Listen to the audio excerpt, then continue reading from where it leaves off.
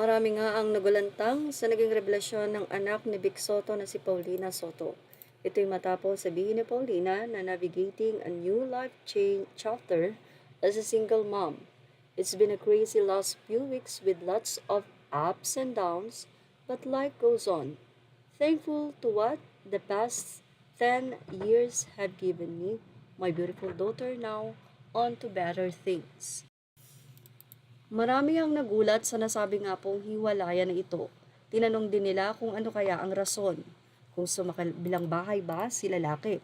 Kung saan ay nakita nila sobrang inlababo nga ang dalawa nung ito ay nagpakasal. Kaya naman na oh my ang mga netizen. Say nila, oh my kakakasal lang a few years ago. What happened? Ang tagal nilang mag-BF before, kinasal tapos maghiwalay rin pala. Hindi kaya ang long-distance relationship si staying in Manila, the guy lives abroad na.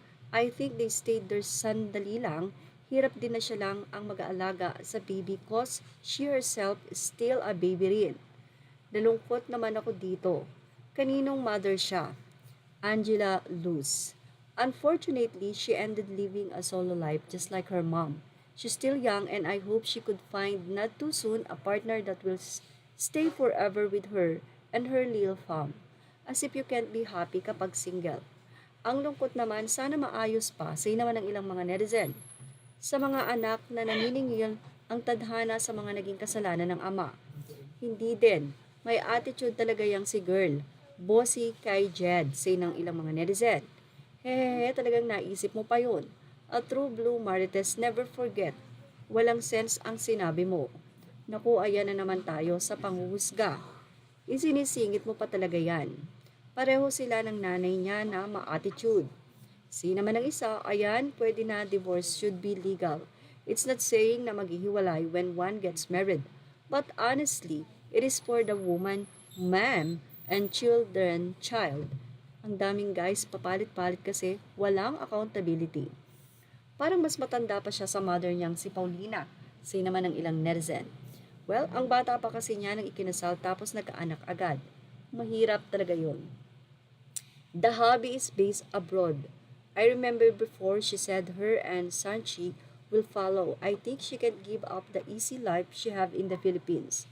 LDR won't work, especially ang pabata pa nila. Dapat kung nasaan ang asawa mo, nandoon ka. Lalo kung kaya naman niyang sumunod, ibang case din ng OFW na hindi pwedeng isama ang family. This is so sad. I follow her and I remember being pleasantly surprised that she left her comfortable life in the Philippines to move to Canada with her family. But when they decided to move back to Manila, I also remember thinking it was such a big act of love for her husband to move back to the Philippines. I thought they had the level of understanding and support for each other. Social media can be so deceiving. Yan ang ating Showbiz Now update. Images are all credit to the rightful owners. Thank you for watching Showbiz Now.